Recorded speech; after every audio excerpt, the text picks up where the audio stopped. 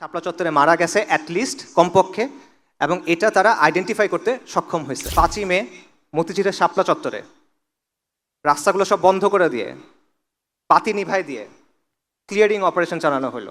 1,57,000 round bullet এবং tear shell সেদিন রাতে ব্যবহার করা হলো।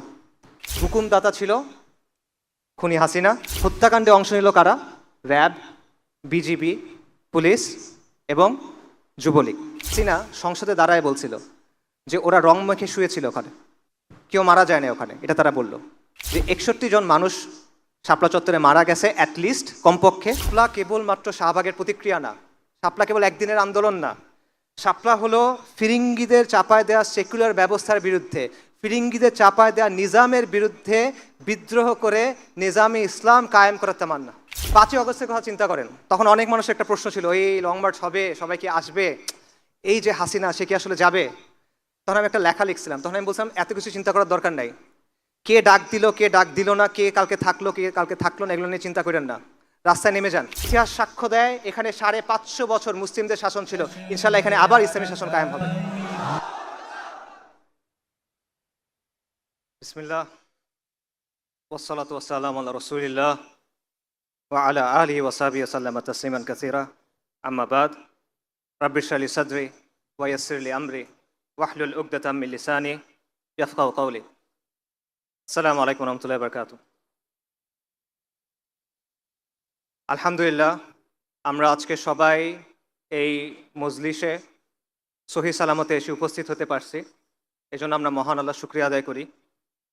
আল্লাহ সুবহানাহু ওয়া তাআলা না চাইলে এটা সম্ভব হতো না, এটা আল্লাহ সুবহানাহু ওয়া তাআলার রাহমা, এটা আল্লাহ সুবহানাহু ওয়া তাআলার নিয়ামত, তাই আমরা আল্লাহ শুকরিয়া আদায় করি আলহামদুলিল্লাহ। আমরা আয়োজক ভাইদের শুকরিয়া জানাই, তারা অনেক সময় নিয়ে, অনেক কষ্ট করে, অনেক পরিশ্রম করে এই অনুষ্ঠানের আয়োজন করছেন, আল্লাহ যেন তাদের উত্তম জাযা দেন। এবং আমি আপনাদেরকেও শুকরিয়া জানাই, আমার সামনে আপনারা যারা আছেন। আজকে একটা ছুটির দিন, বাংলাদেশের মানুষ ছুটির দিনে ঘুরতে পছন্দ করে, পরিবারের সাথে সময় কাটাতে পছন্দ করে। আপনারা সেটা না করে এখানে আসছেন, এটা ডেফিনেটলি দিনের জন্য ভালোবাসা থেকে, এই উম্মার জন্য, এই কওমের জন্য, এই দিনের জন্য ভালোবাসা থেকে। তো আল্লাহ আপনাদের নেক নিয়ত কবুল করেন, আপনাদের উত্তম জাযা দেন। একই সাথে আমি একটা বিষয় একটু যোগ করব, সেটা হলো আমাদের এই অনুষ্ঠানগুলোতে আসা বা এই আয়োজনগুলো যেন শুধুমাত্র একদিনের সাময়িক উত্তেজনা না হয়। ব্যাপারটা যেন এরকম না হয় আমরা এখানে আসলাম, কথা শুনলাম, খুব ভালো গেল, বাসায় ফেরত গেলাম, ভুলে গেলাম। ব্যাপারটা যেন এরকম না হয়, তাহলে কিন্তু আসলে খুব একটা লাভ নাই। রাদার ব্যাপারটা এমন হওয়া উচিত, এই আলোচনাগুলো আমরা আসলাম এবং এখান থেকে আমরা কিছু একটা নিয়ে যেতে পারলাম, এমন কিছু যেটা আমার চিন্তার খোরাক হবে, এমন কিছু যেটা আমাকে আমল করতে উদ্বুদ্ধ করবে, নেক আমল করতে উদ্বুদ্ধ করবে এবং দিনের জন্য কাজ করতে উদ্বুদ্ধ করবে। আমাদের মধ্যে দিনের প্রতি ভালোবাসা আছে, কিন্তু শুধুমাত্র ভালোবাসা থাকলে কিন্তু হবে না। আমাদের দিনের জন্য যে ভালোবাসা আছে এটাকে দিনের প্রতি দায়িত্ববোধে পরিণত করতে হবে। আমাদের মধ্যে দিনের প্রতি জজবা আছে, জজবা খুব ভালো, কিন্তু এই জজবাটাকে দৃঢ় সংকল্পে পরিণত করতে হবে। আমাদের মধ্যে দিনের জন্য আবেগ আছে, সেই আবেগটাকে ডিসিপ্লিনে পরিণত করতে হবে যাতে আমরা দিনের জন্য প্রপারলি কাজ করতে পারি। এবং আমাদের মধ্যে উত্তেজনা আছে, সেটাকে আমাদের কাজে লাগাতে হবে যাতে করে আমরা দিনের জন্য কুরবানি করতে পারি। তো এই ব্যাপারটা শুধুমাত্র আপনাদের কাজ না, এটা আমাদেরও দায়িত্ব আছে, বক্তাদের দায়িত্ব আছে, শ্রোতাদের দায়িত্ব আছে, আয়োজকদের দায়িত্ব আছে। বাট ইন জেনারেল আমি এই কথাটা বললাম এবং আমি দোয়া করি আল্লাহ আজ্জা ওয়াজাল যেন আমাদের এই চেষ্টাটা, আমাদের এই প্রচেষ্টা, আমাদের এই কথা, কষ্ট করে এখানে আসা, এটা কবুল করেন। কারণ মহান আল্লাহ সুবহানাহু ওয়া তাআলা যদি সন্তুষ্ট না হন, আল্লাহ যদি রাজি খুশি না হন, তাহলে আমরা যে কাজকর্ম করতেছি এগুলো আলটিমেটলি কোনো ফলাফল নাই। আর কয়েকদিন পর 5ই মে 2013 সালে শাপলা চত্বরে যে ম্যাসাকার, সেটার 1 যুগ পূর্তি। এটা ডেফিনেটলি একটা গুরুত্বপূর্ণ ঘটনা, এটা ডেফিনেটলি একটা ঐতিহাসিক ঘটনা। তো এটাকে কেন্দ্র করে আমি আলোচনা করার চেষ্টা করব। তবে আমাদের সামনে এরকম গুরুত্বপূর্ণ আরও কিছু তারিখ আছে, যেমন ধরেন 4ই মে 1798 সালে। 4ই মে টিপু সুলতান, মহীশূরের বাঘ, উনি ফিরিঙ্গি কাফিরদের সাথে জিহাদ করতে করতে ইন্তেকাল করছিলেন। আল্লাহ তাকে শহীদ হিসেবে কবুল করেন। ফিরিঙ্গি কাফেরদের সাথে আমাদের যে দীর্ঘ সময়ব্যাপী সংগ্রাম হয়েছে, সেটার একটা প্রতীক হলো টিপু সুলতান।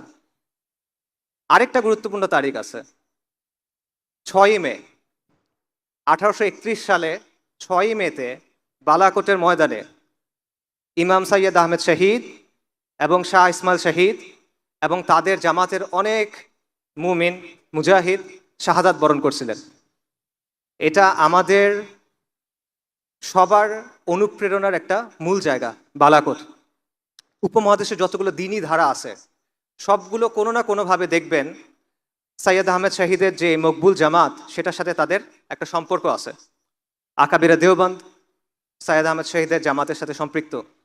আকাবিরে আহলুল হাদিস তারা সৈয়দ আহমেদ শহীদের জামাতের সাথে যুক্ত। ইভেন তাসাউফপন্থী যারা আছেন, তাদের মধ্যে যেটা বালাকোটি ধারা, তারা সৈয়দ আহমেদ শহীদের জামাতের সাথে নিজেদের একটা সম্পর্কের কথা বলেন। মাওলানা মওদুদী রাহিমাহুল্লাহ এবং এইরকম যে ধারাটা আছে, তারাও কিন্তু সৈয়দ আহমেদ শহীদের যে জামাত, এটাকে একটা তাজদিদি আন্দোলন হিসেবে গণ্য করেন এবং এটাকে একটা অনুপ্রেরণা হিসেবে নেন। এমনকি এই উপমহাদেশের যেটা মডার্নিস্ট ধারা, স্যার সৈয়দ আহমেদ খান, আলিগড়ি ধারা, মুসলিম লীগ ইভেন, তারা সবাই কিন্তু সৈয়দ আহমেদ শহীদের যে আন্দোলন, সেটা থেকে অনুপ্রেরণা নিয়েছেন। তো এটাও একটা গুরুত্বপূর্ণ তারিখ, 6ই মে। আরও একটা গুরুত্বপূর্ণ তারিখ সামনে আছে, এটা হলো 10ই মে। 10ই মে গুরুত্বপূর্ণ কেন? কারণ 1857 সালে এই 10ই মেতে পুরো ভারতবর্ষে, হিন্দুস্তানে মহা অভ্যুত্থান হয়েছিল, যেটাকে ব্রিটিশরা সিপাহী বিপ্লব বলে বা সিপাহী বিদ্রোহ বলে।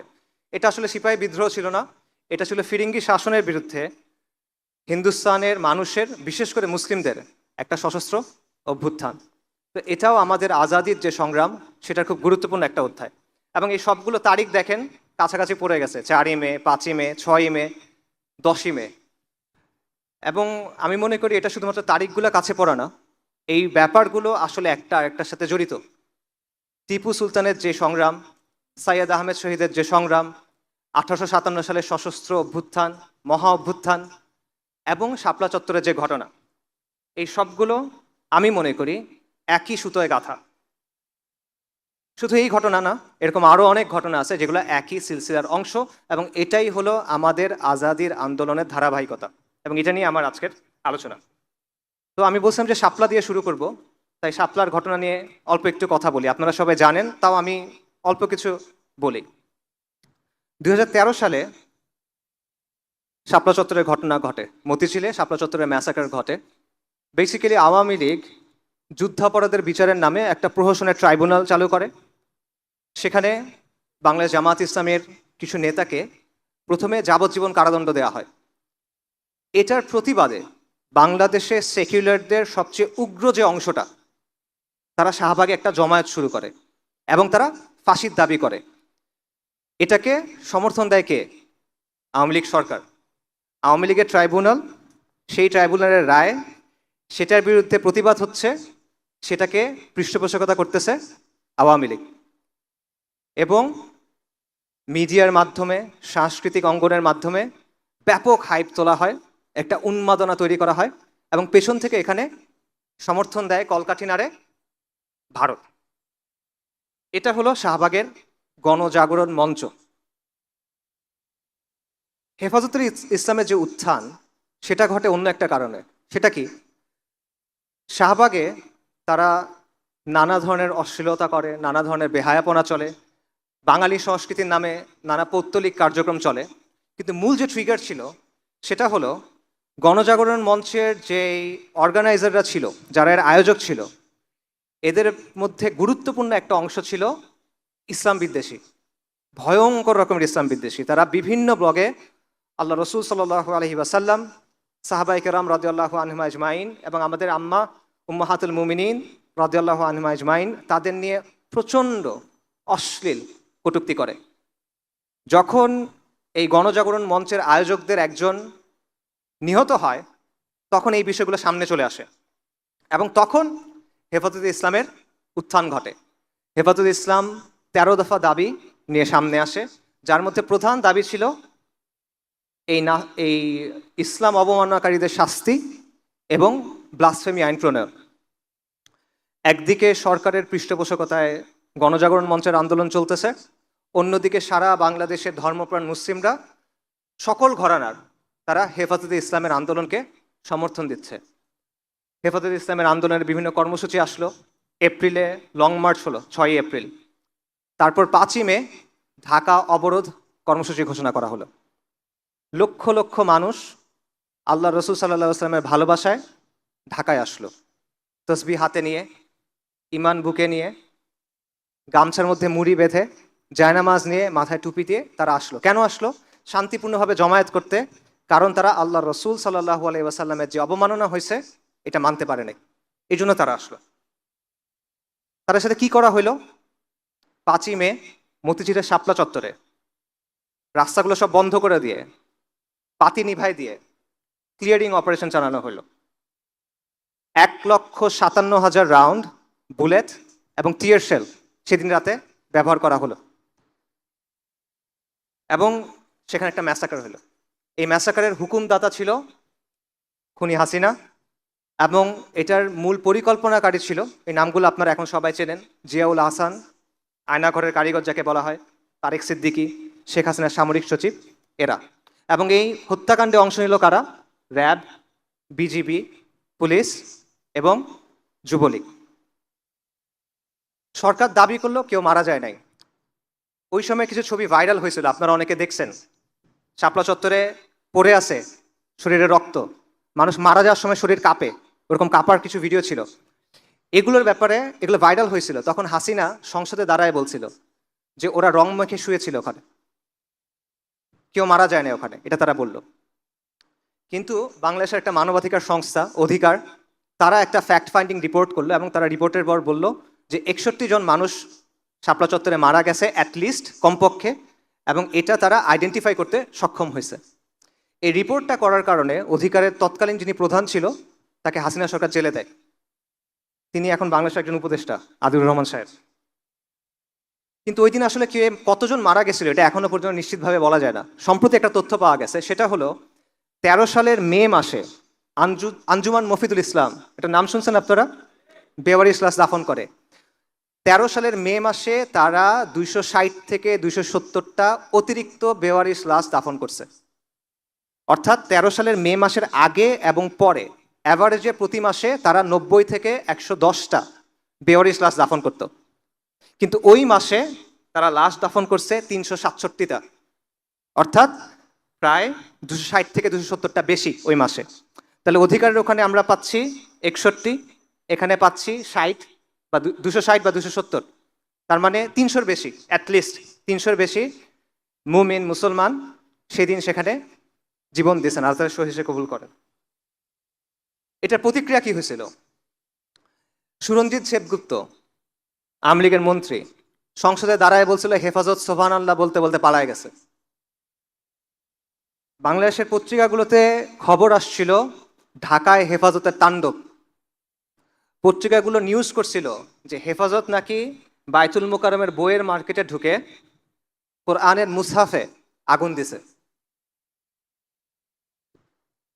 যারা ভিকটিম, এই মিডিয়া তাদেরকে আগ্রাসী হিসেবে প্রেজেন্ট করলো। যারা আল্লাহ রসুল সাল্লাল্লাহু আলাইহি ওয়াসাল্লামের সম্মানের জন্য আসছিল তাদেরকে অপবাদ দিল তারা নাকি কোরআনে আগুন দিছে, নাউজুবিল্লাহ। এবং এত মানুষের নিয়ে কোনো কথা হইল না, তারা হা হুতাশ করলো কি, ঢাকার রাস্তার ডিভাইডারের উপর যে গাছগুলো লাগানো হয় সেই গাছ কাটা হয়েছিল, তারা এটা নিয়ে হা হুতাশ করলো।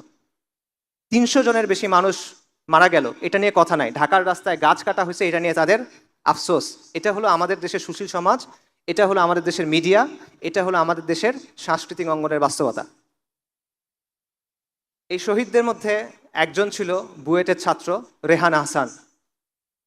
একটা বুয়েটের ছাত্র রাষ্ট্রীয় বাহিনীর গুলিতে মারা গেছে, এটা যদি অন্য কোনো প্রেক্ষাপটে ঘটতো পুরো বাংলাদেশ কেঁপে উঠত, পুরো বাংলাদেশে আন্দোলন হতো, সবার মুখে মুখেই কথাটা থাকতো।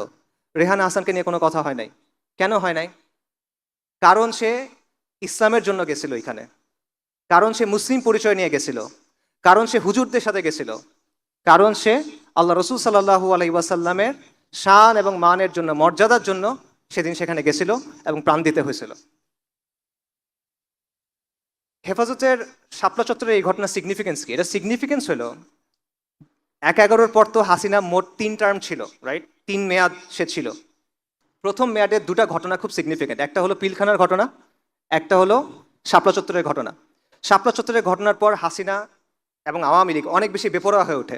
তাদের মধ্যে একটা আত্মবিশ্বাস জন্মায় না যায় যে যে কোনো আন্দোলনকে আমরা এভাবে দমন করে ফেলতে পারবো, এবং বিরোধীদের মধ্যেও একটা ভয় ঢুকে যায় যে হেফাজতের মতো যদি আমাদের সাথেও করে।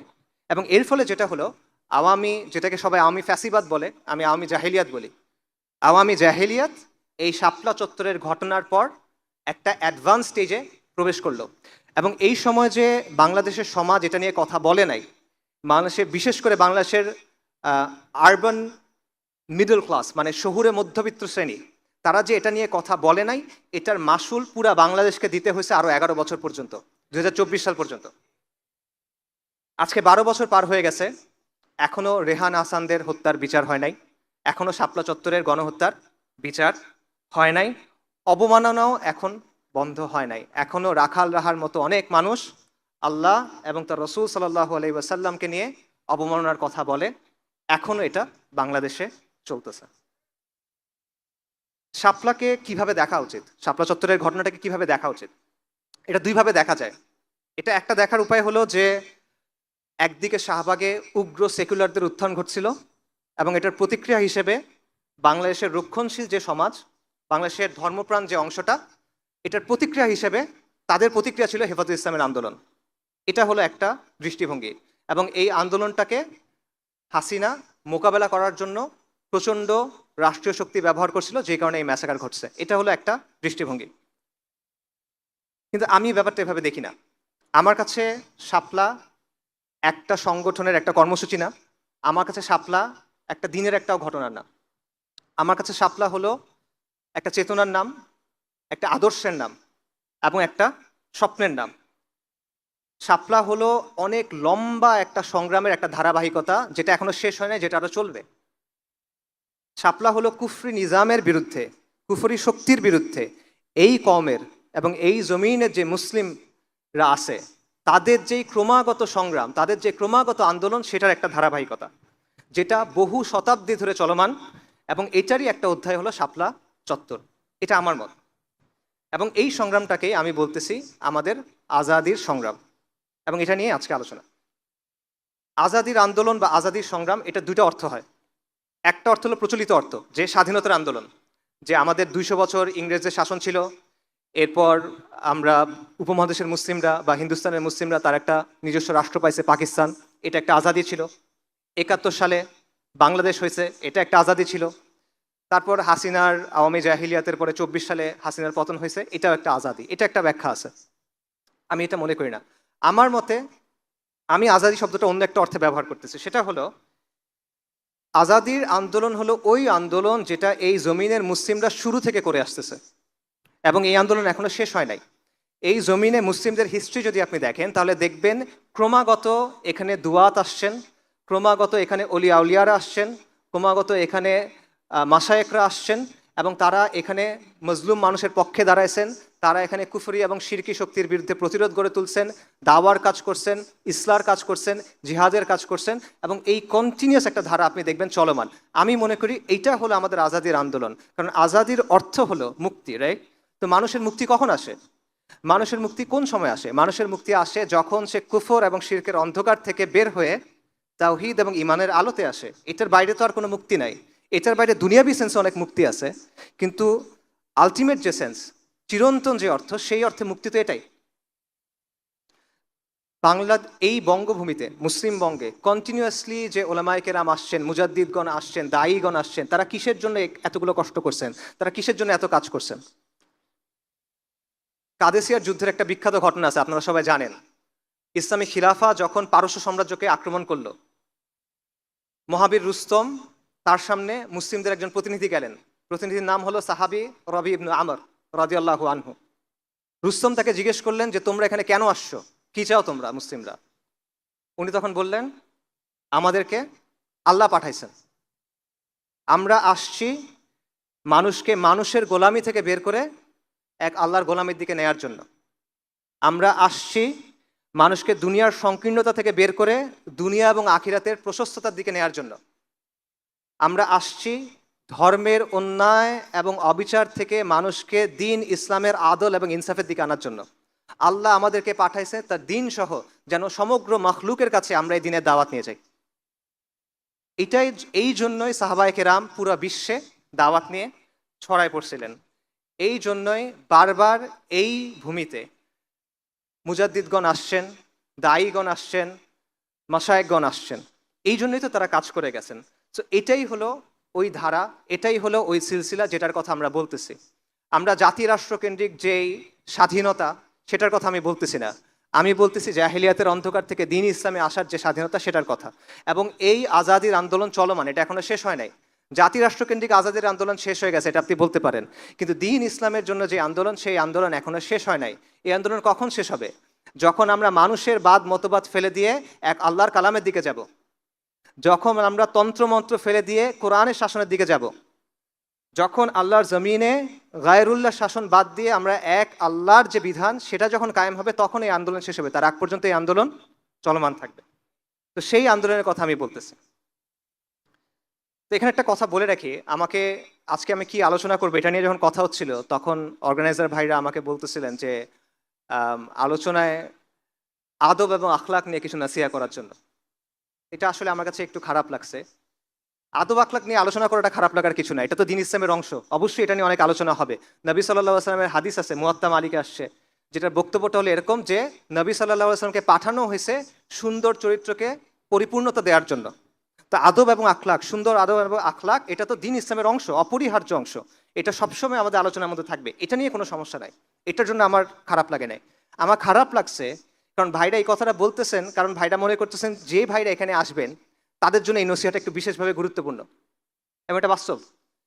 কারণ আমরা দ্বীনের কথা বলি, আমরা দ্বীনের বিজয়ের কথা বলি, আমরা দ্বীনের জন্য কাজের কথা বলি, কিন্তু আমাদের আচার আচরণের ক্ষেত্রে, আমাদের কথার ক্ষেত্রে, আমাদের আখলাকের ক্ষেত্রে নবী সাল্লাল্লাহু আলাইহি ওয়াসাল্লামের সুন্নাহর উপস্থিতি অনেক সময় থাকে না। আমরা কথা বলার সময় অনেক সময় উগ্র হয়ে যাই, আমরা অনেক সময় মানুষের উপর এমন একটা ইলজাম দেই, একটা অভিযোগ দেই যেটা আসলে জাস্টিফাইড না। এগুলো কোনোটাই তো নবী সাল্লাল্লাহু আলাইহি ওয়াসাল্লামের সুন্নাহর সাথে মেলে না, এগুলো তো কোনোটাই একজন মুসলিমের সিফাত হওয়া উচিত না, কিন্তু বারবার আমাদের থেকে এটা হয়।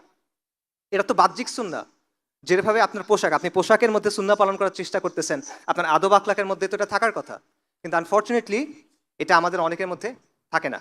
এখন আপনারা যুক্তি দিতে পারেন যে আপনি আমাদেরকে এটা বলতেছেন, অমুকরাও তো এরকম করে, তমুকরাও তো করে, ওদের আচরণ আরও খারাপ, ওদের আখলাক আরও খারাপ। হ্যাঁ সত্য, কিন্তু তাতে কি হয়েছে? এটা তো আপনার জন্য দলিল না। আরেকজনের কাজ দিয়ে তো আপনাকে বিচার করা হবে না। আপনার বিচার হবে আপনার জ্ঞান বুদ্ধি অনুযায়ী, আপনার বিচার হবে আপনার ইলম অনুযায়ী, আপনার বিচার হবে আপনার প্রেক্ষাপট অনুযায়ী। আরেকজন একটা ভুল কাজ করলে এটা তো আপনার ভুল করার জন্য দলিল হয়ে যায় না। এই জবাব কি আপনি আল্লাহ সুবহানাহু ওয়া তাআলাকে দিতে পারবেন? অমুক এটা করছিল তাই আমি এটা করছি? তো এই বিষয়টা মাথায় রাখা। আমি আপনাদের আদব আখলাক নিয়ে নাসিহা করবো না আসলে, এটা আপনারা নিয়মতান্ত্রিকভাবে ওলামায়ে কেরামের কাছ থেকে শুনবেন, জানবেন, দেখবেন, দেখে শিখবেন, বই পড়বেন। আমি যেটা করব সেটা হলো আপনাদেরকে আপনাদের যে শেকড়, আপনাদের যে পরিচয়, আপনাদের যে বংশ, সেটা চেনে দিব।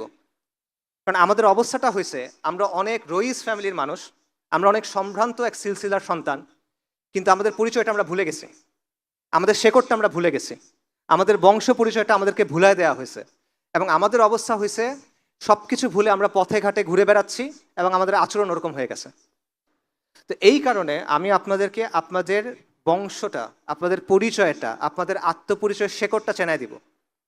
তারপর আপনারা সিদ্ধান্ত নেবেন আপনার আচরণ কেমন হওয়া উচিত, আপনার কাজ কেমন হওয়া উচিত, আপনার কথা কেমন হওয়া উচিত। আমাদের আজাদির আন্দোলনের ইতিহাস, এটা শুরু কখন? আমরা জানি যে বাংলায় মুসলিম শাসন শুরু হলো ইখতিয়ার উদ্দিন মোহাম্মদ বিন বখতিয়ার খিলজির যে অভিযান, তারপর 1203-এর পর।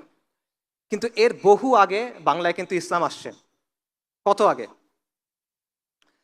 রংপুরে লালমনিরহাটে একটা মসজিদ আছে, সাহাবা মসজিদ বলা হয়। এটা 69 হিজরিতে তৈরি। 69 হিজরি মানে বোঝেন কত আগে? কারবালাতে সাইয়েদিনা হুসাইন রাদিয়াল্লাহু আনহু যখন শহীদ হইলেন, সেটা কত সালের ঘটনা? 61 হিজরি। তার 8 বছর পরে হলো 69 হিজরি। 69 হিজরি মানে সাহাবায়ে কেরাম তখনও দুনিয়াতে আছেন রাদিয়াল্লাহু আনহুম আজমাইন। মুহাম্মদ বিন কাসেম সিন্ধু বিজয় করছেন কখন? উনি বিজয় করছেন 92 হিজরিতে। তারও 23 বছর আগে হলো 69 হিজরি। চার মাযহাবের যে ইমাম আছেন তাদের মধ্যে সবার আগে জন্মকার ইমাম আবু হানিফা, তার জন্ম কখন? 80 হিজরিতে। 69 হিজরি তার 11 বছর আগের কথা। 69 হিজরিতে এখানে মসজিদ ছিল মানে এখানে মুসলিম ছিল। মসজিদ ছিল মানে ধারণা করা হয় সেই মসজিদের চারপাশে মুসলিম জনপদ ছিল। তাহলে কত আগে থেকে এখানে ইসলাম আছে চিন্তা করেন। ইসলামের শেকড়টা কত পুরনো চিন্তা করেন। আমাদের যে ইসলাম এটা কি নদিয়ার ইসলাম? আমাদের ইসলামের যে শেকড় এটা কি লোকায়ত ইসলামের শেকড়? আমাদের ইসলামের হলো সাহাবায়ে কেরামের ইসলাম, তাবেঈনদের সময়ের ইসলাম। তো আমাদের আজাদির আন্দোলনের শুরুটা সেখানে 69 হিজরিতে অ্যাটলিস্ট, বা তারও আগে যাবে। এবং এই সময়ের পরে মুসলিম শাসন কায়েম হওয়ার আগেও শত শত বছর ধরে বহু দায়ী, বহু মাশায়েখ, বহু অলি আউলিয়া এই জমিনে আসছেন। তারা এখানে দাওয়াতের কাজ করছেন, ইসলাহার কাজ করছেন, সংগ্রাম করছেন, জিহাদও করছেন। এবং এরকম অনেক ঘটনা আপনারা জানেন, এরকম অনেক ঘটনা বাংলায় প্রচলিত আছে। আমি আপনাদের কয়েকটা এক্সাম্পল দিই। যেমন বাবা আদম শহীদের নাম আপনারা অনেকে হয়তো বা শুনবেন, বিশেষ করে বিক্রমপুর, মুন্সিগঞ্জ এই অঞ্চলের মানুষ যারা। তার ব্যাপারে প্রচলিত আছে যে সেন রাজাদের যখন শাসন চলতেছিল তখন তারা মুসলিমদের উপর অনেক বেশি অত্যাচার করত। এই অত্যাচারের খবর জেনে বাবা আদম শহীদ একটা সেনাবাহিনী নিয়ে এখানে আসছিলেন তাদের সাথে ফাইট করার জন্য। এবং সেই যুদ্ধে তিনি শহীদ হয়ে যান। কিন্তু তিনি শহীদ হয়ে যাওয়ার পর পুরো বিক্রমপুরের মানুষ ইসলাম গ্রহণ করে, এটা প্রচলিত আছে। এটা কখনের ঘটনা? এটা হলো 1200 শতাব্দীর ঘটনা। আপনারা হজরত শাহ মাখদুম রহমতুল্লাহ আলাইহি তার কথা জানেন, বিশেষ করে রাজশাহীর মানুষ তার কথা জানবেন। তার হিস্ট্রি কি? তার ব্যাপারে প্রচলিত আছে যে ওই সময়ের যে হিন্দু রাজারা ছিল বা পৌত্তলিক রাজারা ছিল তারা অনেক বেশি অত্যাচার করতো এবং তারা নানা ধরনের পূজা করতো। তারা নরবলি দিত, মানুষকে পূজার জন্য জবাই করতো সহজ ভাষায়। এবং সাধারণ মুসলিমরা খুব পেরেশান ছিল, তাদের সাহায্য করার জন্য শাহ মাকদুম আসছিলেন। তার ব্যাপারে বলা হয় তিনি পদ্মার তীরে একটা কেল্লা তৈরি করছিলেন এবং এই যে মজলুম মানুষ সেখানে এসে আশ্রয় নিত এবং এটার নাম হয়ে যায় মাখদুম নগর। এবং পরবর্তীতে তিনি মুসলিমদের একটা বাহিনী নিয়ে এই রাজাদের বিরুদ্ধে ফাইট করেন। এটা কখনের কথা? এটাও 1200 শতাব্দীর কথা। আপনারা হজরত শাহজালাল রহমতুল্লাহ আলাইয়ের কথা জানেন। তিনি সিলেটে কেন আসছিলেন? রাজা গৌরগোবিন্দ ছিল, তার শাসনামলে একজন মুসলিম তার ছেলের আকিকা করছিল গরু জবাই দিয়ে, বলা হয় তার নাম বুরহান উদ্দিন। এটা যখন রাজা শুনছে ওই ছেলেকে মেরে ফেলছে এবং মুসলিমদের উপর অত্যাচার করা শুরু করছে। এই খবর শুনে সুলতান ফিরোজ শাহ বাহিনী পাঠাচ্ছেন যে একে পরাজিত করার জন্য, কিন্তু পরাজিত হচ্ছে না। তখন হজরত শাহজালাল, হজরত শাহপরান এবং তার সাথে আরো 300 জনের বেশি তারা আসছেন এবং আল্লাহর ইচ্ছায় পরাজিত করছেন। কাজেই আপনি দেখেন যে এরকম আরো অনেক দায়ীগণ বাংলায় আসছেন, দাওয়াতি কাজ করছেন, তারা সাধারণ মানুষের পাশে দাঁড়াইছেন, তারা নানাভাবে নানা বাধার মোকাবেলা করছেন। এবং বাংলায় মুসলিম শাসন প্রতিষ্ঠার অনেক আগেই এইখানে ইসলামের জন্য লড়াই শুরু হয়ে গেছিল, যার প্রমাণ আমি আপনাদের কয়েকটা ঘটনা মাত্র বললাম। যুগে যুগে আউলিয়াগণ, দায়ীগণ, মুজাহিদগণ, মুজাদ্দিদগণ এই লড়াইটা চালায় গেছেন। এটা আমাদের আজাদির আন্দোলনের ধারাবাহিকতা। এবং এই যে তাদের মেহনত, এই যে তাদের কুরবানি, এটার ফলে কি হলো? 1203 সালে ইখতিয়ার উদ্দিন মোহাম্মদ বিন বখতিয়ার খিলজি রাহিমাহুল্লাহ তিনি বাংলা দখল করলেন। তার দখল করাটা এটা হঠাৎ ঘটে যাওয়ার ঘটনা না ভাই। এটা হলো এই যে দীর্ঘ মেহনত, এই যে দীর্ঘ কষ্ট, এই যে দীর্ঘ কুরবানি, এটার ফলে এই অঞ্চলটা উর্বর হয়েছিল ইসলামের জন্য। এবং এটা যখন উর্বর হয়েছে তখন বাইরে থেকে যখন সাহায্য আসছে, আলহামদুলিল্লাহ এখানে মুসলিমরা কর্তৃত্ব অর্জন করছে। এবং এর 100 বছরের মধ্যে সমগ্র বাংলা মুসলিম শাসনের অধীনে চলে আসছে। এবং বাংলায় 550 বছর মুসলিমদের শাসন ছিল। সুলতানি আমল ছিল, তারপর শেরশার কিছু শাসন ছিল, 12 ভূঁইয়ার শাসন ছিল, মুঘল আমলে সুবা বাংলা ছিল, তারপর বাংলার নবাবদের শাসন ছিল। এবং এই সময়টা ছিল এই ভূখণ্ডের সবচেয়ে সমৃদ্ধ সময়। এই সময়টা ছিল যখন বাংলা ছিল পুরো পৃথিবীর একটা কসমোপলিটন হাব। এখন যেমন মানুষ ইউরোপে যায়, এখন যেমন মানুষ ব্যবসার জন্য আমেরিকাতে যায়, তখন মানুষ এখানে আসতো। ইবনে বতুতার বিখ্যাত লেখা আছে রেহলা, সেখানে উনি এই বাংলার ব্যাপারে আলোচনা করছেন। উনি বলতেছেন যে এটার মতো জায়গায় আমি আর দেখি নাই। এখানে যে যত ডাইভার্স, এত বিভিন্ন পণ্য পাওয়া যায় এটা আমি আর কোথাও দেখি নাই, এত কমে কোথাও পাওয়া যায় এটা আমি দেখি নাই। একজন ফ্রেঞ্চ পর্যটক আছে, সে বলছে বাংলা হলো প্রাচুর্যের জায়গা, প্রাচুর্যের জমি। এখান থেকে যে পরিমাণ জিনিস রপ্তানি হয়, আর কোনো জায়গা থেকে আমি দেখিনি এত জায়গার জিনিস রপ্তানি হতে। এটা ছিল এই বাংলা। ব্রিটিশরা যখন ভারতবর্ষে ঢুকলো, আক্রমণ করলো, মোগল আমলে পুরো বিশ্বের জিডিপির 25% ছিল হিন্দুস্তানের, এবং হিন্দুস্তানের সবচেয়ে সমৃদ্ধ জায়গা ছিল বাংলা। এটা ছিল মুসলিম শাসনের অবস্থা। কিন্তু এরপর কি হলো? এরপর হলো আমাদের লাঞ্ছনার অধ্যায়, যেটা শুরু হলো, যেটা এখনো চলতেছে। 1757 সালে আপনারা জানেন পলাশির যে যুদ্ধ হলো, সেই যুদ্ধে নবাব সিরাজউদ্দৌলা পরাজিত হলো। পরাজয়ের পিছনে অনেক কারণ ছিল। মীর জাফর, জগৎ শেঠ, তাদের গাদ্দারির একটা ভূমিকা ছিল। পাশাপাশি এই শাসক শ্রেণীর নিজেদের ভেতরকার অবক্ষয়, এটারও একটা ভূমিকা ছিল। এবং এর মাধ্যমে আমাদের উপরে ফিরিঙ্গি কাফেরদের যে শাসন, এটা চেপে বসলো, এবং আমাদের লাঞ্ছনার একটা অধ্যায় শুরু হলো, যেটা আজ 300 বছর হইতে চলতেছে, প্রায় 250 বছর হয়ে গেছে। এটা এখনো চলমান, এবং এই শাসনটা আমাদেরকে ভেঙে চুরে দিল। হিন্দুস্তানে মুসলিমদেরকে আর কেউ পরাজিত করতে পারে নাই। এটা ইতিহাস ঘুরে দেখবেন, একবার মুসলিমরা এখানে কর্তৃত্ব অর্জন করার পর পৌত্তলিক শক্তি আমাদেরকে পরাজিত করতে পারে নাই। মাঝে মধ্যে কিছু কাজকর্ম করছে, বাট তাদেরকে মোকাবেলা করা গেছে। কিন্তু আমাদের পরাজিত করছে ফিরিঙ্গি কাফেররা, এবং তারা আমাদের পুরো সমাজ, আমাদের রাজনীতি, আমাদের অর্থনীতি, আমাদের শিক্ষা ব্যবস্থা সব ধ্বংস করে দিছে। কিভাবে ধ্বংস করছে? আমি যে ছোট ছোট কিছু এক্সাম্পল দিই। আমাদের গ্রামগুলো স্বনির্ভর ছিল, আমাদের গ্রামের সমাজগুলো স্বনির্ভর ছিল, তারা এটা পুরোপুরি ভেঙে দিল। তারা কি করলো? ইচ্ছা মতো ট্যাক্স ছাপাই দিল। এবং আগে গ্রামগুলো এক হয়ে ট্যাক্স দিত, মানে পুরো গ্রাম একসাথে ট্যাক্স আদায় করত। এখন তারা ঘরে ঘরে আলাদা করে ট্যাক্স নেওয়া শুরু করলো। এবং আগে পণ্য দিয়ে ট্যাক্স আদায় করা যেত, কৃষক তার ধান দিয়ে ট্যাক্স আদায় করবে। এখন হলো যে না, মুদ্রা দিয়ে ট্যাক্স আদায় করতে হবে। এইভাবে গ্রামের যে স্বনির্ভর অর্থনীতি ছিল সেটা ভেঙে গেল। তারা আমাদের কাছ থেকে ট্যাক্স নিত, সেই ট্যাক্সের টাকা দিয়ে আমাদের বানানো জিনিস কিনতো কম দামে। যেমন মসলিন, আপনারা জানেন ঢাকাইয়া মসলিনের বিখ্যাত জিনিস পুরো পৃথিবীতে খ্যাতি ছিল। নামমাত্র মূল্যে তারা এটা কিনে নিত, তারপর তারা এটা ব্রিটেনে পাঠাইতো, সেখানে তারা মুনাফা করত। টাকা আমাদের, শ্রম আমাদের, পণ্য আমাদের, মুনাফা ওদের। এটা হলো কোম্পানির শাসনের বাস্তবতা, ইস্ট ইন্ডিয়া কোম্পানির শাসনের বাস্তবতা। এবং এটাকে অনেক ঐতিহাসিক বলছে এটা হলো ডাকাতির শাসন। যেমন মার্কস বলছে এটা হলো নেইকেড প্লান্ডার, মানে নগ্ন লুটপাট। এবং আমেরিকান একজন ঐতিহাসিক আছেন রেজিনাল্ড রেইনল্ডস, সে বলতেছে এটা হলো robbery in the name of commerce, বাণিজ্যের নামে ডাকাতি। এই কাজটা তারা এখানে করছে। এবং এটার ফলে কি হয়েছে? যেই জায়গাটা ছিল হিন্দুস্তানের সবচেয়ে সমৃদ্ধ জায়গা, যেখানে 550 বছর মানুষ দারিদ্র কি চিনত না, সেখানে একের পর এক দুর্ভিক্ষ হওয়া শুরু করলো।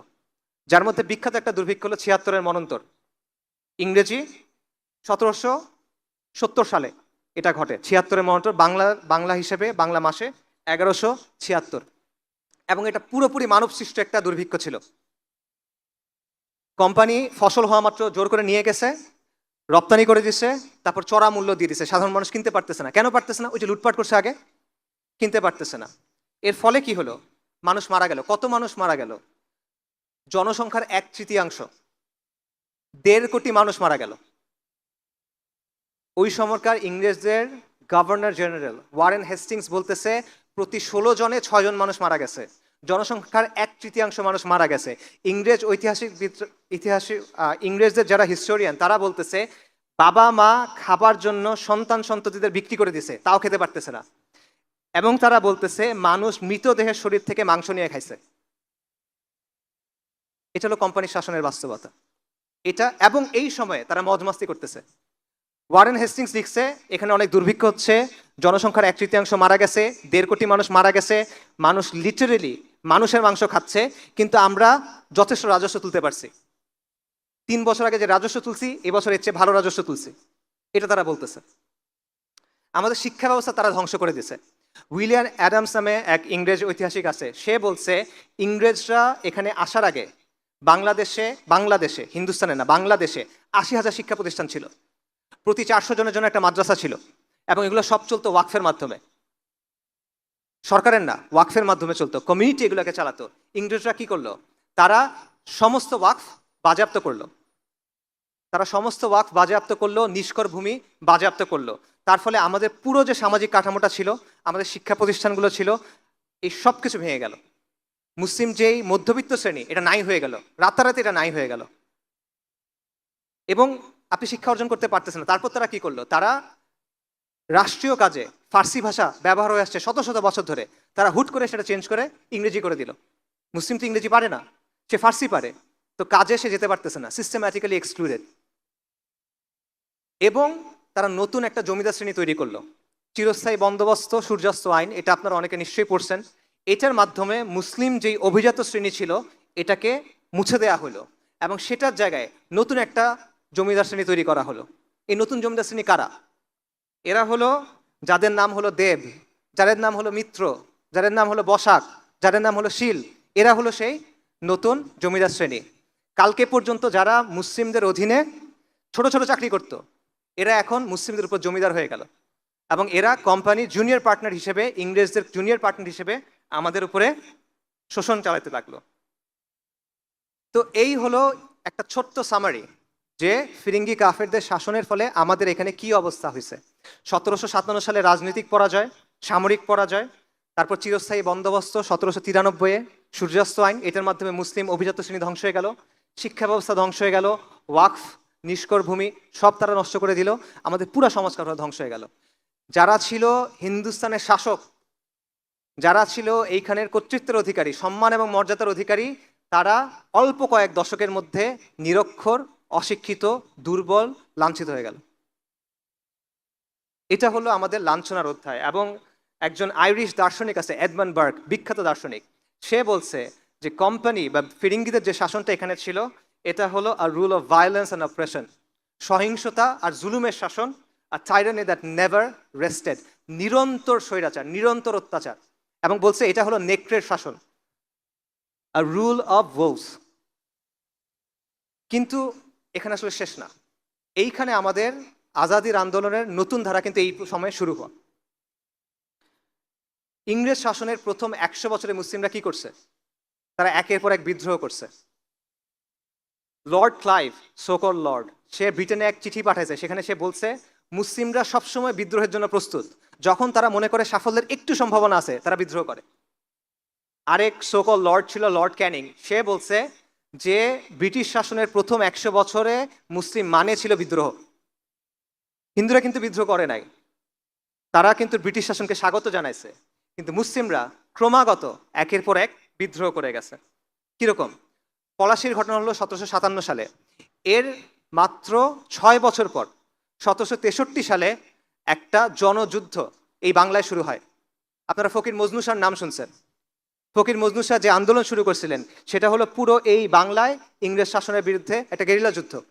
হিস্ট্রি পড়ে দেখেন, এটা ঐতিহাসিকদের কথা, এটা হলো ইংরেজ শাসনদের বিরুদ্ধে একটা গেরিলা যুদ্ধ।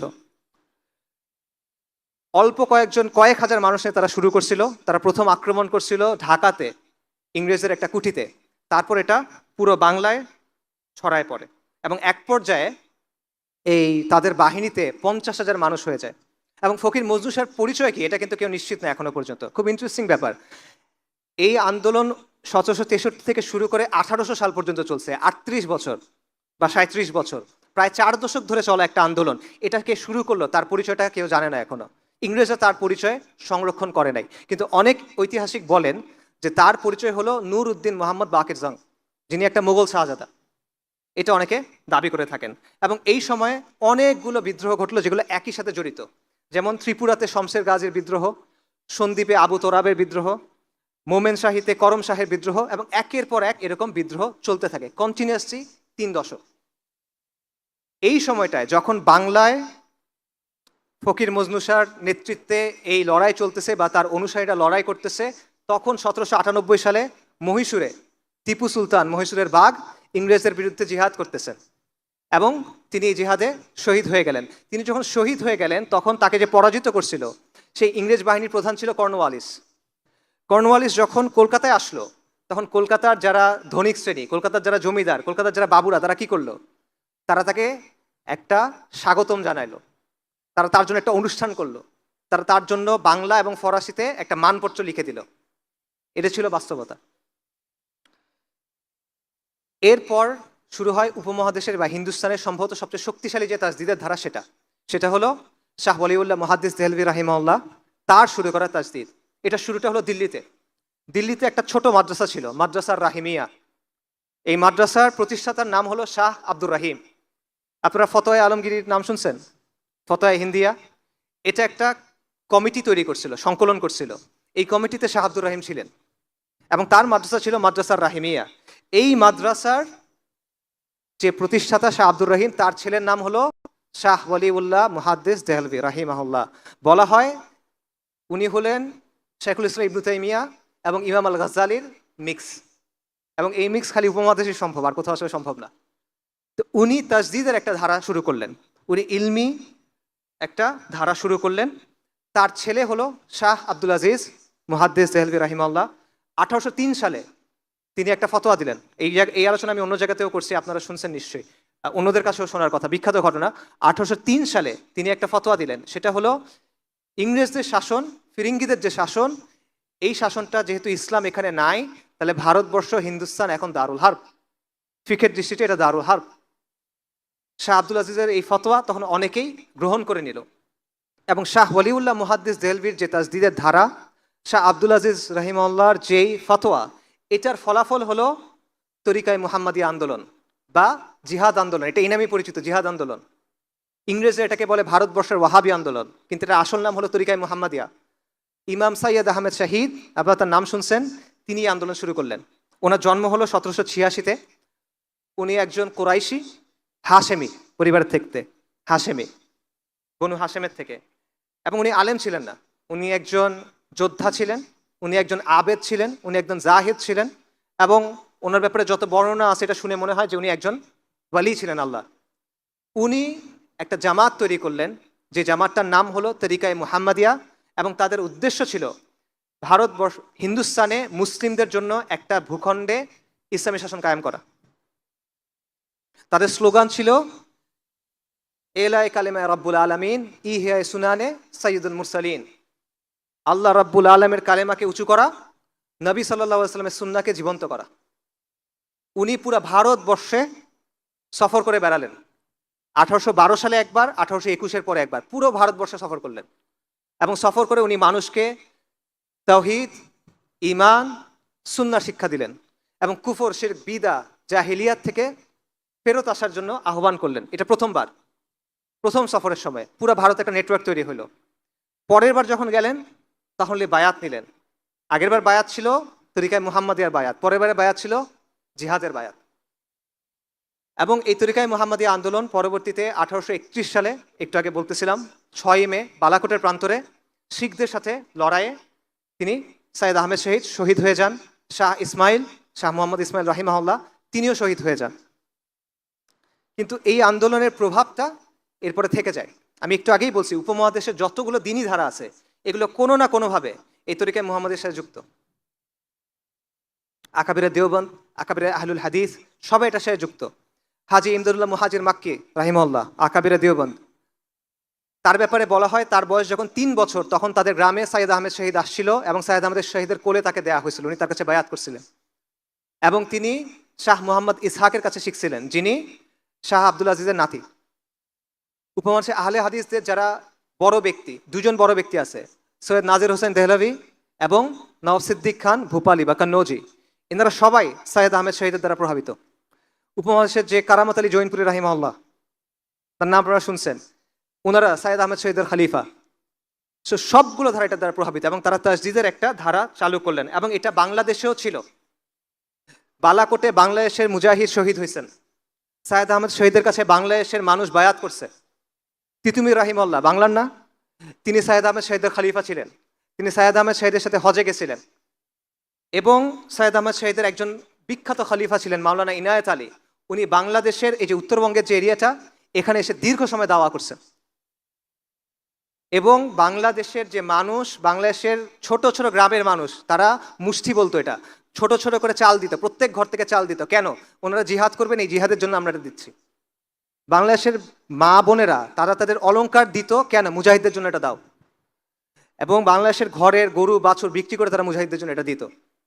ডেইলি স্টারের যে সম্পাদক আছে মাহফুজ আনাম সাহেব, তার বাবা আবুল মনসুর আহমেদ, তার একটা বই আছে আমার দেখা রাজনীতির 50 বছর। ওই বইয়ের প্রথম চ্যাপ্টারে দেখবেন ওনারা সাইয়্যেদ আহমেদ শহীদের জামা, তাদের যে জামা, এই জামার কিছু গান ছিল, নাশিদ ছিল, সেই একটা নাশিদ ওই বইয়ের একদম শুরুতে উনি লিখছেন, কারণ ওনাদের গ্রামে এটার প্রভাব ছিল তখনও। এটা হলো সাইয়্যেদ আহমেদ শহীদের আন্দোলনের প্রভাব। তার জামাতে বিখ্যাত বাঙালি কয়েকজন সদস্যের নাম আমি বলি।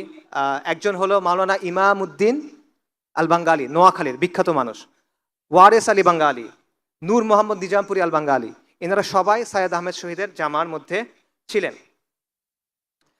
তিতুমিরের কথা আপনারা সবাই জানেন। তিতুমির রাহিমাহুল্লাহ বাংলায় এসে এই দাওয়াতটা শুরু করছিলেন। বাংলার তখন মুসলমানদের অবস্থা কি?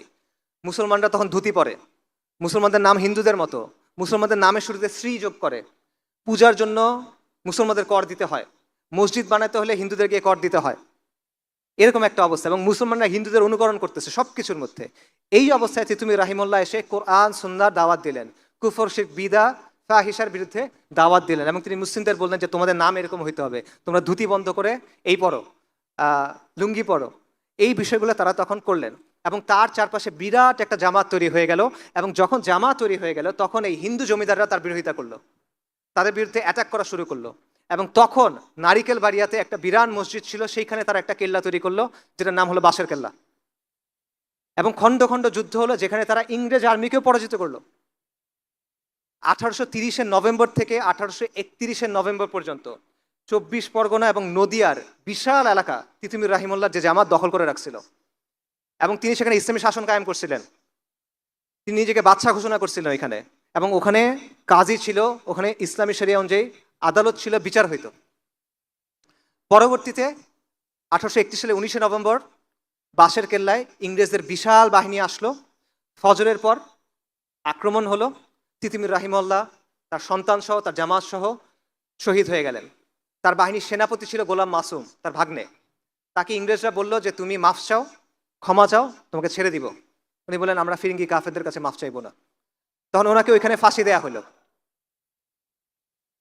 এবং তখন ইংরেজ বাহিনীর এক মেজর বলতেছিল যে আমরা আজকে জিতছি, কিন্তু আজকে যারা প্রাণ দিছে সে তার নিজের ধর্মের জন্য যুদ্ধ করছে এবং সে তার দেশের জন্য যুদ্ধ করছে এবং তারা মহাপুরুষ।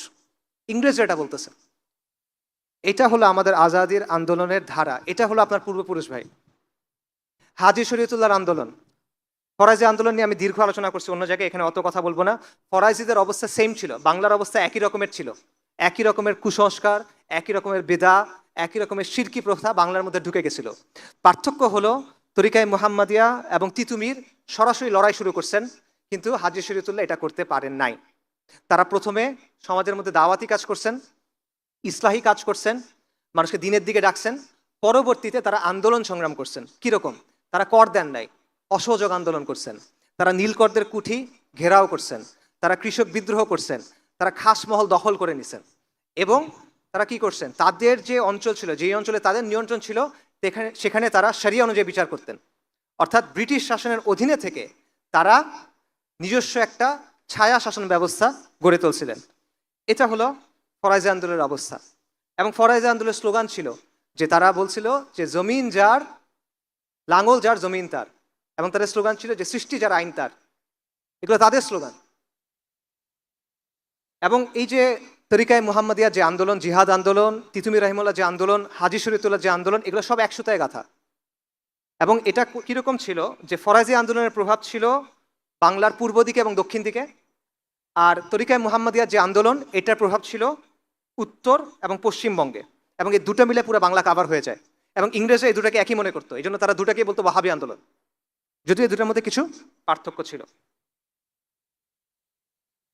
এরপর হলো ওলামায়ে সাদিকপুর।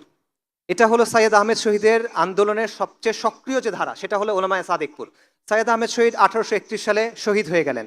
তার দুজন বিখ্যাত খলিফা ছিলেন, একজনের নাম একটু আগে বলছি, মাওলানা উইলায়াত আলী এবং মাওলানা ইনায়াত আলী রাহিমাহুমুল্লাহ। তারা হলেন পাটনার সাদিকপুরের একটা সম্ভ্রান্ত পরিবারের সন্তান, আলেম ছিলেন তারা। তারা 1840 সালের দিকে ঠিক করলেন যে না, এই ফিরিঙ্গিরের বিরুদ্ধে আমরা আবার জিহাদ শুরু করব। এবং তারা পুরো ভারতে আবার নেটওয়ার্ক করে তুললেন। তারা যুদ্ধ শুরু করলেন কোথায়? ওয়াজিরিস্তানে, সিত্তানায়। আর তাদের দাওয়াতি কেন্দ্র ছিল পাটনায়। আর তারা পুরো হিন্দুস্তান থেকে মানুষকে, অর্থকে সেখানে পাঠাতেন। এবং বাংলায় তাদের দাওয়াতি কাজ ছিল, বিশেষ করে মাওলানা ইনায়াত আলী রাহিমাহুল্লাহ এই বাংলার উত্তরবঙ্গে তাদের ব্যাপক কাজ ছিল। এবং 1845 থেকে শুরু করে প্রায় 30 বছর ক্রমাগত তারা ব্রিটিশদের বিরুদ্ধে ফাইট করে গেছেন। ব্রিটিশরা তাদের পরাজিত করার জন্য একের পর এক বাহিনী পাঠিয়েছে, পরাজিত করতে পারে নাই। এবং তারা বলছে এরা হলো হিন্দুস্তানে আমাদের শাসনের জন্য একটা চিরস্থায়ী হুমকি, পরাজিত করতে পারে নাই তাদেরকে। এবং বাংলায় যেটা বললাম তরিকায়ে মুহাম্মদিয়ার যে আন্দোলন, মাওলানা উলামায়ে সাদিকপুরের যে আন্দোলন, সেটার আহ, অবস্থান ছিল এবং তাদের এখানে দাওয়াতি কাজকর্ম ছিল, যেটার প্রভাব এখনো বিদ্যমান। এবং শেখ ডক্টর আসাদুল্লাহ গালিব তার একটা থিসিস আছে, সেখানে তিনি বলতেছেন যে মাওলানা ইনায়েত আলী দাওয়াতের কারণেই এই অঞ্চলগুলো এখন আহলে হাদিস, কারণ তাদের মধ্যে প্রোটো আহলে হাদিস কিছু ব্যাপার ছিল। একটা ইন্টারেস্টিং বিষয় হলো মাওলানা ইনায়েত আলী ওয়াজিরিস্তানে জিহাদ করছেন, জিহাদ আন্দোলনকে তিনি অর্গানাইজ করছেন। আবার তিনি বাংলায় ছিলেন, বাংলায় দাওয়াতি কাজ করছেন, কিন্তু বাংলায় কিন্তু তারা জিহাদ করেন নাই। ফরাজি আন্দোলন বাংলায় জিহাদ করে নাই, কিন্তু তারা ওয়াজিরিস্তানে এবং বালাকোটে সাহায্য পাঠাইছে, তিতুমিরের কাছে সাহায্য পাঠাইছে। এটা কেন? এটার সুনির্দিষ্ট কোনো উত্তর জানা যায় না, তবে এটার একটা ব্যাখ্যা হইতে পারে এরকম যে ওইখানে যে বাস্তবতা, সিত্তানার যে বাস্তবতা, দুর্গম অঞ্চল, পাহাড়ি অঞ্চল, সীমান্তবর্তী অঞ্চল, ওইখানকার মানুষ হলো গোত্রীয় মানুষ, যোদ্ধা মানুষ, এই বাস্তবতাগুলো এখানে ছিল না, যেই কারণে এখানে তারা দাওয়াতি কাজ করছেন কিন্তু লড়াই করেন নাই। আল্লাহু আলাম। এরপর হলো 1857 সালের মহা অভ্যুত্থান, যেটাকে ইংরেজরা সিপাহী বিপ্লব বলে। এটা সিপাহী বিপ্লব না, এটা হলো ইংরেজ শাসনের বিরুদ্ধে একটা অভ্যুত্থান, একটা সশস্ত্র অভ্যুত্থান ছিল এটা, যেটা ব্যর্থ হয়েছিল।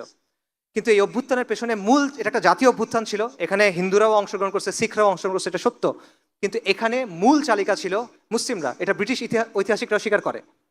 এবং তরিকায় মুহাম্মাদিয়ার যেই নেতারা ছিলেন তারা এখানে ব্যাপক ভূমিকা রাখছেন। যেমন মাওলানা বুলায়াত আলী হায়দ্রাবাদের যে মুসলিম সেনারা ছিল, সৈনিকরা ছিল, তাদের উদ্বুদ্ধ করছিল যে তোমরা এদের বিরুদ্ধে বিদ্রোহ করো। এবং এভাবে অন্যান্য নেতারা পাঞ্জাব এবং মাদ্রাসায় এভাবে উদ্বুদ্ধ করছিল।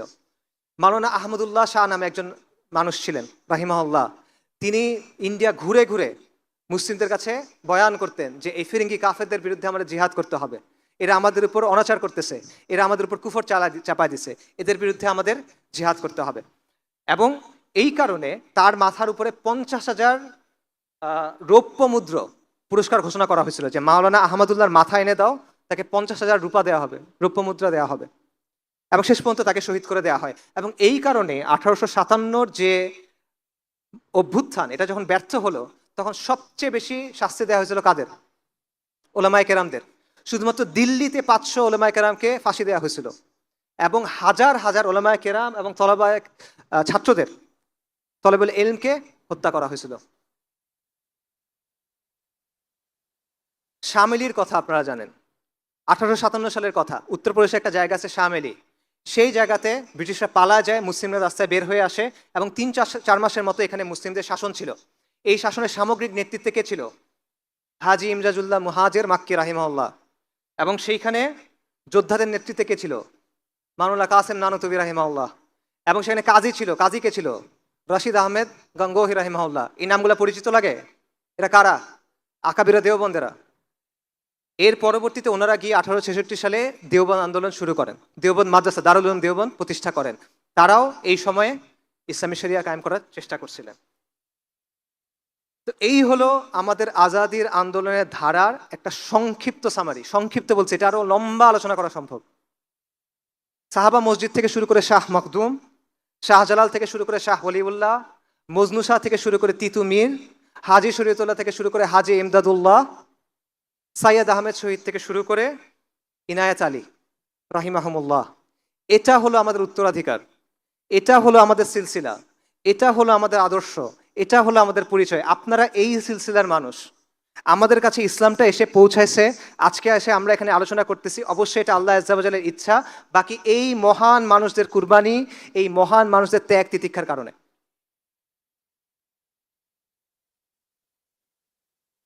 আমি একটা বিষয়ে অনেক সময় চিন্তা করি, সেটা হলো নারিকেল বাড়িয়ায় বাঁশের কেল্লা যে শেষ লড়াইটা হয়েছিল, এটা হয়েছিল ফজরের পর, ফজরের নামাজের পর, কিন্তু রাতেই ফিরিঙ্গিরা বাঁশের কেল্লা ঘিরে ফেলছিল। আমি যেটা চিন্তা করি সেটা হলো, এই লড়াইটার আগে তিতুমির রাহিমাহুল্লাহ কি চিন্তা করতেছিলেন? তিনি তো বুঝে ফেলছেন যে লড়াই করতে হবে, শাহাদাতের সংকল্প করে ফেলছেন। তখন উনি কি চিন্তা করতেছিলেন? ফজরের নামাজে দাঁড়ানোর আগে উনি কি চিন্তা করতেছেন? এটা আমার প্রায় মনে হয় শাহাদাতের কথা যেহেতু আসছে, ডেফিনেটলি উনি আল্লাহর কথা চিন্তা করছেন, আল্লাহ দিদারের কথা চিন্তা করছেন, আখেরাতের কথা চিন্তা করছেন, কবরে সওয়াল জবাবের কথা চিন্তা করছেন, হাউজে কাউসারের কথা চিন্তা করছেন, নিশ্চিতভাবে, অবশ্যই। বাট এর বাইরে আর কি চিন্তা করছেন তিনি? তিনি কি ভবিষ্যতের কথা ভাবছেন কিনা? তিনি কি চিন্তা করছেন কিনা যে তাদের যে কোরবানি এটা কিভাবে ভবিষ্যৎ প্রজন্মকে প্রভাবিত করবে? তিনি কি এটা ভাবছেন কিনা যে তারা যে রক্ত দিচ্ছেন, তারা রক্ত দিবেন, কিন্তু এই রক্তের স্রোত শতাব্দী থেকে শতাব্দীতে প্রভাবিত হবে। এই রক্তের স্রোত, এই রক্তের ঋণ প্রজন্ম থেকে প্রজন্মান্তরে থেকে যাবে, এটা উনি ভাবছিলেন কিনা? আমাদের শরীরে এই রক্ত, আপনি এই রক্তের উত্তরাধিকারী, এবং এই রক্তের ঋণ আমাদের শোধ করতে হবে। এটা হলো আপনার পরিচয় ভাই। আপনি এই সিলসিলার অংশ। আমরা এটা ভুলে কোথায় আছি এখন?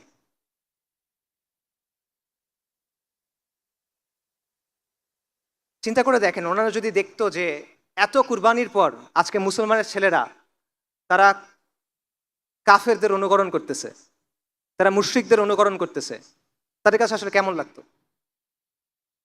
চিন্তা করে দেখেন যে তারা যদি দেখতে, ওদের কথা বাদ দেন, যারা দিনের কথা বলে, যারা দিনকে বিজয়ী করার স্বপ্ন দেখে, তাদের আচার আচরণের মধ্যে নবী সাল্লাল্লাহু আলাইহি ওয়াসাল্লামের সুন্নাত নাই, তাদের আদব আখলাকের মধ্যে নবী সাল্লাল্লাহু আলাইহি ওয়াসাল্লামের সুন্নাত নাই, দিনের জন্য সিরিয়াসনেস নাই, খালি জজবা আছে, সাময়িক উত্তেজনা আছে, এটা যদি তারা দেখতেন তাদের কাছে কেমন লাগতো?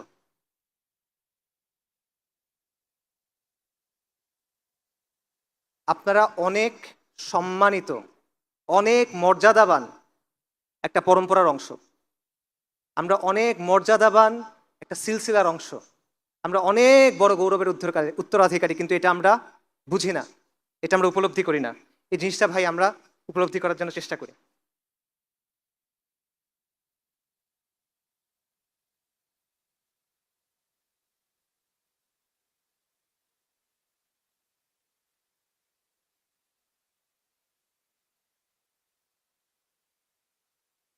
শাপলার কথায় ফেরত আসি। আমি বলছিলাম যে শাপলা আমার কাছে কোনো একক সংগঠনের কোনো কর্মসূচি না, শাপলা একদিনের বিষয়ও না। আমি মনে করি শাপলা একটা চেতনার নাম, শাপলা একটা স্বপ্নের নাম। শাপলা হলো নবী সাল্লাল্লাহু আলাইহি ওয়াসাল্লামের ভালোবাসায়, তার শান এবং মর্যাদার জন্য নিজের জান কুরবান করার জুনুন, এটা হলো শাপলা। শাপলা হলো আল্লাহর জমিনে আল্লাহর দিন কায়েম করার তামান্না। শাপলা হলো তাওহীদের ভিত্তিতে সমাজ এবং সভ্যতা নির্মাণের সংকল্প। শাপলা হলো আমাদের আজাদির আন্দোলনের ধারাবাহিকতা। এবং এই চেতনা নতুন না, আমি আপনাদের নতুন কোনো কিছুর কথা বলতেছি না। এই চেতনা এই মুসলিম বঙ্গে বারবার ফিরে ফিরে আসছে, এক একবার এক এক চেহারায়, এক একবার এক এক রূপে এটা আত্মপ্রকাশ করছে। কখনো শাহ ওলিউল্লাহ মুহাদ্দিস দেহলভী তাজদীদে, কখনো তরিকায় মুহাম্মদিয়া জিহাদে, কখনো তিতুমিরের বাঁশের কেল্লায়, কখনো হাজী শরীয়তুল্লাহ সামাজিক আন্দোলনে। বারবার এই চেতনা ফিরে ফিরে আসছে। এই চেতনা ফিরে আসছে 1857 মহা অভ্যুত্থানে, এই চেতনা ফিরে আসছে আকাবিরে দেওবন্দের আন্দোলনে, উলেমায়ে সাদিকপুরের জিহাদে। এই চেতনা চালিত করছে মাওলানা মওদুদীকে, এই চেতনা চালিত করছে মাওলানা ইসরার আহমেদকে, এই চেতনা চালিত করছে মাওলানা আব্দুর রহিমকে এবং তাদের প্রকল্পকে, এবং এই চেতনা আলোকিত করছে শাইখুল হাদিস মুফতি আমিনী আল্লামা আহমেদ শফি তাদের কাজকে রাহিমাহুমুল্লাহ। এই চেতনা বারবার ফিরে আসছে, কখনো হয়তোবা দুর্বল হয়ে, কখনো হয়তোবা সীমাবদ্ধ হয়ে, কখনো হয়তোবা ত্রুটি নিয়ে, কখনো হয়তোবা মুমূর্ষ হয়ে, কিন্তু এই চেতনা কখনো হার মানে নাই। শত শত বছরে যে উত্থান পতন ঘটছে, কখনো এই চেতনা হার মানে নাই, বরং বন্দিত্ব, নির্বাসন, নির্যাতন এই সব কিছু উপেক্ষা করে রক্তের নদী পার হয়ে লাশের পাহাড় টেনে এই চেতনা বাংলায় এসে বলে গেছে লাব্বাইক ইয়া আল্লাহ লাব্বাইক। শাপলা কেবলমাত্র শাহবাগের প্রতিক্রিয়া না, শাপলা কেবল একদিনের আন্দোলন না। শাপলা হলো ফিরিঙ্গিদের চাপায় দেওয়া সেকুলার ব্যবস্থার বিরুদ্ধে, ফিরিঙ্গিদের চাপায় দেওয়া নিজামের বিরুদ্ধে বিদ্রোহ করে নিজামে ইসলাম কায়েম করার তামান্না। এমন একটা সভ্যতা কায়েম করার তামান্না যেখানে সমাজের ভিত্তি হবে ঈমান এবং ইসলামী মূল্যবোধ, যেখানে ব্যক্তি থেকে শুরু করে শাসন সব কিছু তাওহীদের ভিত্তিতে বিন্যস্ত হবে, এবং যেখানে শাসনের ভিত্তি হবে শরিয়া, আইনের উৎস হবে আল্লাহর কিতাব। যতদিন এই কওমের মধ্যে তাওহীদি চেতনা থাকবে, যতদিন এই মুসলিম বঙ্গের মানুষের মধ্যে ঈমান থাকবে, ততদিন এই চেতনা বারবার সামনে আসবে। কখনো মক্তব থেকে আসবে, কখনো মাদ্রাসা থেকে আসবে, কখনো স্কুল কলেজ বিশ্ববিদ্যালয় থেকে আসবে, কখনো গ্রামের মাটি থেকে আসবে, কখনো এই শহরের কংক্রিটের জঙ্গলের ভেতর থেকে আসবে। কিন্তু প্রজন্ম থেকে প্রজন্মে এই আন্দোলন চলবে, হাত থেকে হাতে মশাল ঘুরবে, কিন্তু আমাদের আজাদির আন্দোলন চলমান থাকবে। এবং যতদিন পর্যন্ত এই অঞ্চলের মানুষের মধ্যে ঈমান থাকবে, তাওহীদের অনুসারীরা এই মাটিতে খুঁটি গেড়ে বলবে লাব্বাইক ইয়া আল্লাহ লাব্বাইক।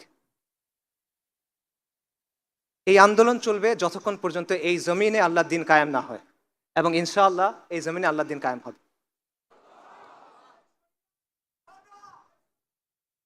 আমরা আমাদের কমকে গালি দেই যে বাঙালিদের দিয়ে কিছু হবে না, কিন্তু হয়তো এই যে হিস্ট্রি বললাম, হয়তো দিল্লি সালতানাতের সময় বাংলাদেশের নাম ছিল বুলগাকপুর, বাংলার নাম ছিল বুলগাকপুর। বুলগাকপুর মানে বিদ্রোহের শহর, যে যারা এখানে আসে বিদ্রোহ করে কিছুদিন পর পর। এটা এখানের হিস্ট্রি। আর একটা ইতিহাসটা আমি আপনাদের বললাম, রিসেন্ট হিস্ট্রি দেখেন। 47-এর সময় পাকিস্তান আন্দোলনের সবচেয়ে আগে যোগ দিয়েছে এখানকার মানুষ। 69-এর গণ অভ্যুত্থান, 90-এর গণ অভ্যুত্থান, 24-এর গণ অভ্যুত্থান, 13 সালের জাগরণ। অ্যাভারেজে প্রতি 20 বছর পর পর এখানে অভ্যুত্থান হয়। হিস্ট্রি এটা। আবার হবে এখানে অভ্যুত্থান, নিশ্চিত এটা হবে, লিখে রাখেন। আরেকটা জায়গা দেখেন, এরকম উদাহরণ দেখান আমাকে, এরকম একটা জায়গার উদাহরণ দেখান যেখানে বারবার এরকম হয়, পাবেন না। আবার হবে এখানে অভ্যুত্থান, এবং পরিবর্তন সম্ভব। আল্লাহ আমাদের চোখের সামনে দেখা দিয়েছেন পরিবর্তন সম্ভব, কিন্তু এখানে আমাদের কাজ করতে হবে। আমরা কাজ না করলে হবে না। আমরা মনে করি যে আরেকজন কেউ এসে কাজটা করে দিবে, আমরা আরেকজনের জন্য অপেক্ষা করি, এভাবে হবে না। আমাদের সক্রিয় হতে হবে, আমাদের নামতে হবে, আমাদের কাজ করতে হবে, তাহলে হবে। 5ই অগস্টের কথা চিন্তা করেন, তখন অনেক মানুষের একটা প্রশ্ন ছিল, এই লং মার্চ হবে, সবাই কি আসবে, এই যে হাসিনা সে কি আসলে যাবে? তখন আমি একটা লেখা লিখছিলাম, তখন আমি বলছিলাম এত কিছু চিন্তা করার দরকার নাই। কে ডাক দিল, কে ডাক দিল না, কে কালকে থাকলো, কে কালকে থাকলো না, এগুলো নিয়ে চিন্তা করেন না। রাস্তায় নেমে যান, আপনি আগে যান, ইনশাল্লাহ ইতিহাস হয়ে যাবে। আলহামদুলিল্লাহ ইতিহাস হয়ে গেছে। আমরা যখন নামি, আমরা যখন কাজ করি, তখন পরিবর্তন হয়ে যায়, এটা বাস্তবতা। কিন্তু যদি আমরা সত্যিকারের পরিবর্তন চাই, এরকম পরিবর্তন না যেগুলো হয়ে আসছে, প্রকৃত পরিবর্তন চাই, তাহলে আমাদের দীর্ঘমেয়াদী পরিকল্পনা করতে হবে। ওই যে বললাম, আমাদের দিনের জন্য ভালোবাসা আছে, এটাকে দায়িত্বে পরিণত করতে হবে। জজবা আছে, এটাকে দৃঢ় সংকল্পে পরিণত করতে হবে। উত্তেজনা আছে, এটাকে সুশৃঙ্খল কাজে পরিণত করতে হবে, তা না হলে হবে না। সো এই জমিনে, এই শহরে আবার একদিন অভ্যুত্থান হবে, ইন্তিফাদা হবে, লিখে রাখেন ইনশাআল্লাহ। কিন্তু সেটাকে আমরা বিপ্লব পর্যন্ত নিয়ে যাব কিনা, এটা নির্ভর করবে আমাদের উপরে। আমরা যদি দিন ইসলামের ভিত্তির উপরে প্রস্তুতি গ্রহণ না করি, আল্লাহ প্রেক্ষাপট তৈরি করে দিবেন, নিশ্চিত থাকেন, আমি বারবার বলছি নিশ্চিত থাকেন, আল্লাহ প্রেক্ষাপট প্রস্তুত করে দিবেন। কিন্তু আপনি যদি প্রস্তুতি গ্রহণ না করেন, আরো 10টা অভ্যুত্থান হবে, আরো 10 লাখ মানুষ জীবন দিবে, কিচ্ছু হবে না। আমাদের রক্ত দিয়ে ইতিহাস লেখা হবে, কিন্তু আমরা ওই ইতিহাসে আমাদের নাম থাকবে না, যেরকম আমাদের এখন থাকে না। এটা হলো বাস্তবতা। তো এটা একটা লম্বা পথ, এটা একটা দীর্ঘ পথ, এবং এটা হলো এমন পথ যেই পথের ধারে অনেক রথী মহারথী পড়ে থাকে, কঠিন পথ। এই পথে হাঁটবেন কিনা এটা আপনারা চিন্তা করেন, নিজেকে প্রশ্ন করেন, সিদ্ধান্ত নেন। ওই যে বললাম, আলোচনাগুলো যেন এমন হয়, আয়োজনগুলো যেন এমন হয়, বাসায় গিয়ে যেন কিছু নিয়ে যেতে পারেন, নিজেকে যেন প্রশ্ন করতে পারেন, নিজেকে প্রশ্ন করেন এই পথে আপনি যেতে চান কিনা, এই পথে আপনি আগাতে চান কিনা। এই কথাটা মনে থাকবে, নিজেদের শেকড়ের কথা মনে থাকবে, এই সিলসিলার কথা মনে থাকবে। অনেকে বলে যে আসিফ আদনান তরুণদের মাথা নষ্ট করতেছে। কিভাবে করতেছে? সে তার আদর্শ প্রচার করার মাধ্যমে তরুণদের মাথা নষ্ট করতেছে। এইটা হলো আমার আদর্শ। এই যে বললাম, এটা আমার আদর্শ। আমাদের আজাদির আন্দোলনের যে ধারাবাহিকতা, এটা আমার আদর্শ, আর কোনো কিছু না। আমি এখানে দাঁড়ায় যেটা বলি, আমি দরজার পেছনে একই কথাই বলি। আপনাদের মাথা নষ্ট হয়েছে? যদি আজকের পরে আপনাদের ভাইকে কখনো তুলে নিয়ে যায় কোনো গোয়েন্দা সংস্থা, তখন এই কথাগুলো মনে থাকবে?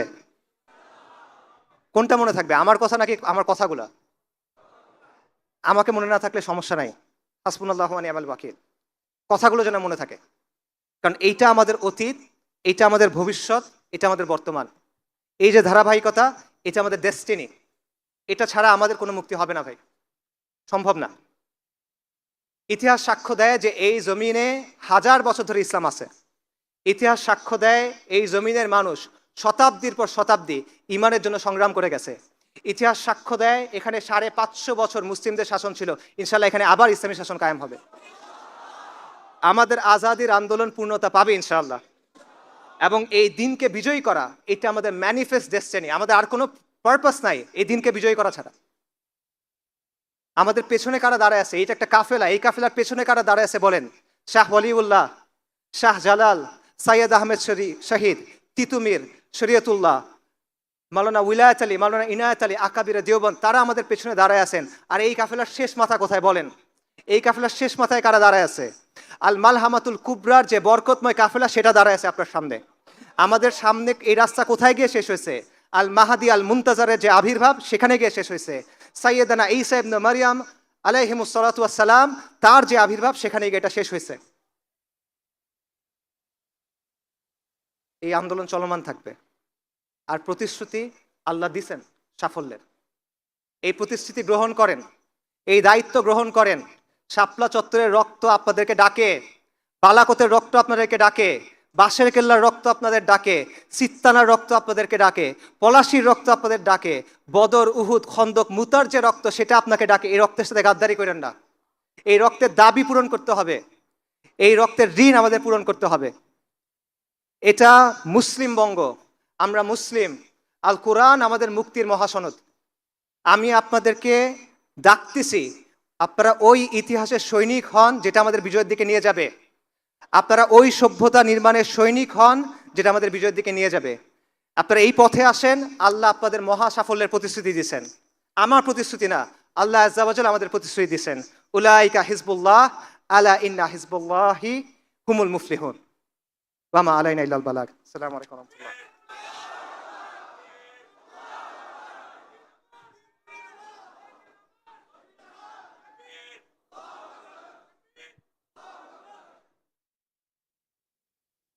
तकबीर तकबीर। तेरा मेरा रिश्ता क्या, तेरा मेरा रिश्ता क्या? ए दिन अमर, ए दिन अमर। सबीलुना सबीलुना, तरीकुना तरीकुना।